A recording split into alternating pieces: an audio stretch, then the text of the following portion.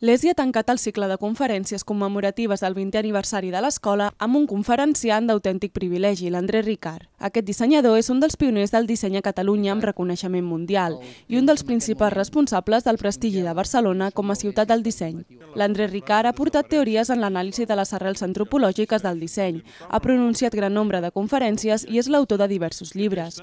Durant la conferència, el dissenyador va contestar un total de 28 preguntes que havien formulat els estudiants de l'escola. Preguntes tan bàsiques però alhora fonamentals com què és el disseny. Evidentment, no és un estil, a pesar de que molta gent diu és una làmpara de disseny. És tan absurd com dir és un edifici d'arquitectura. Vaja, no és un adjectiu qualificatiu i, per tant, cal deixar-lo en el lloc que li correspon.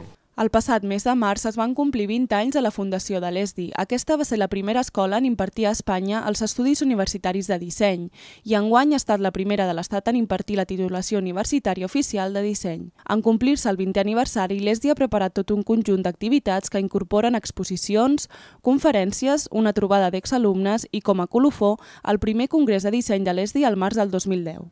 L'acte central del 20è aniversari de la creació de l'Escola Superior de Disseny ESDI va tenir lloc el dia 2 de juliol a la seva seu central, a Sabadell, on es va celebrar un sopar.